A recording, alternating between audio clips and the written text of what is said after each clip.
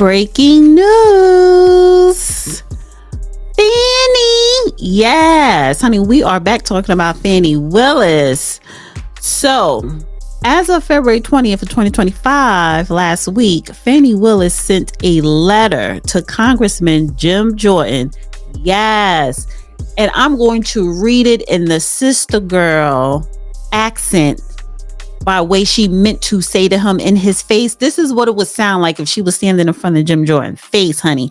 She goes, "Dear Mr. Jordan, yet again, I am writing to you in my official capacity as District Attorney of Fulton County and on behalf of my office regarding requests made by the House Judiciary Committee to several Fulton County employees, asking for documents and testimony relating to their work for the Fulton County DA office. Over the course of several years now, I have explained to you that the core of your requests, information about an active criminal investigation, threatens the integrity of an ongoing criminal matter, ignores centuries of precedent about limits of congressional power, and tramples over foundational principles of state sovereignty and federalism. Let us speak plainly, Mr. Jordan. Your so-called investigation into the office contacts with the House Select Committee to investigate the January 6th attack on the United States Capitol has never been anything more than a dangerous attempt performed at the behest of those under investigation. The case this office brought was after months of careful deliberation and investigation by my office and by 2 grand juries impaneled under Georgia law.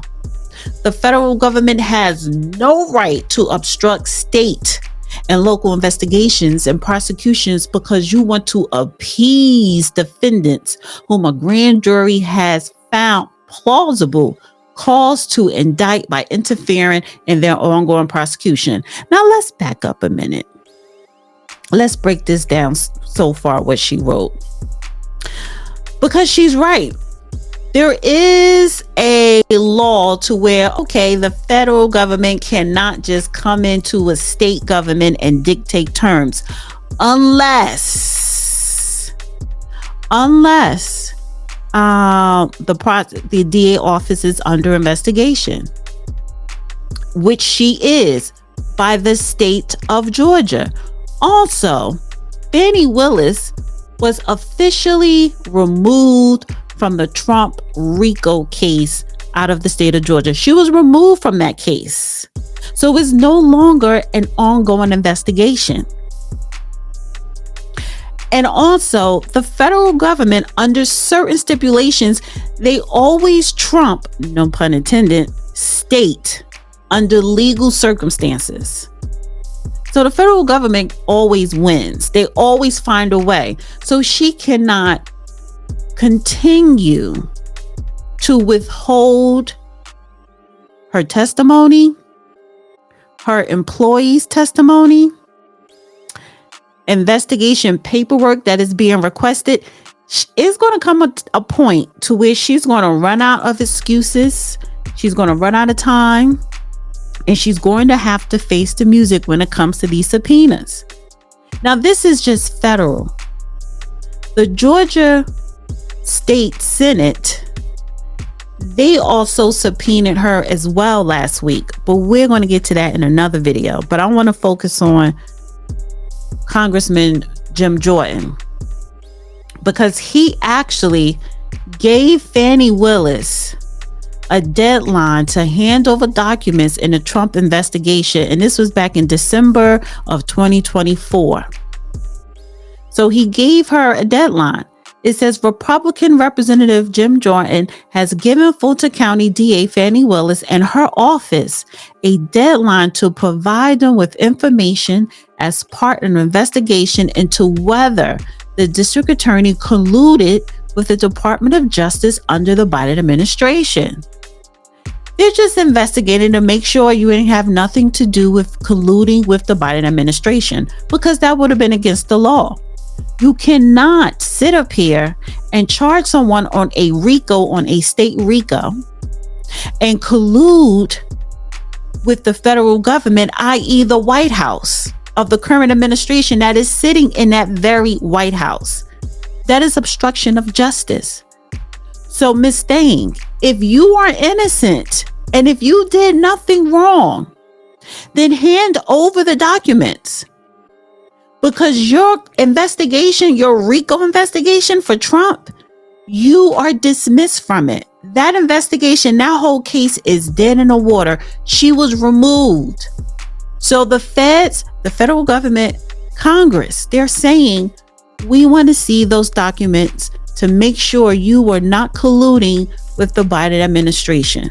And if you are innocent, then why can't you simply hand over the documents? If you are innocent, and if you did nothing wrong, if you never broken the law, if you were just doing your job, why are you prohibiting your DA assistants for scheduling an interview? What's the problem? Because she's not innocent. She's not. But the audacity of a Fulton County, out of the state of Georgia, district attorney, to write a federal congressman yet again, let us speak plainly. The audacity and the arrogance of this woman, but justice will prevail. Eventually, Fani Willis is going to go down. And another thing, Nathan Wade, he already testified against her. He already testified in front of a Congressional House Judiciary Committee, implementing her. So if he testified to clear himself, meaning that he had to implement her, Fani Willis, then of course they have every right to question her, to request documents, to subpoena her, to come in front of the House Judiciary Committee and have an interview and be questioned while you hand over documents. So Nathan Wade already testified against her. She's trying to make sure that her assistant DAs don't testify against her. She's trying to withhold RICO, state RICO documentation. She don't want to share it with Congress. And her excuse is that you cannot share open investigation documents. But that investigation is closed. And even if it was still open, you're no longer on that case. But that whole investigation is closed. She was removed from the Trump RICO investigation. So now it's time to pay the piper. It is time for you to comply and prove to us all that you did nothing wrong. All right, guys, thank you so much for tuning in to another Quick Take with Dana with the Data. And we will be back with another Fani video where we're going to talk about the state of Georgia Senate Committee has subpoenaed her and is forcing her to testify. So she's getting pulled from both angles. So stay tuned. Bye. Dana with the data.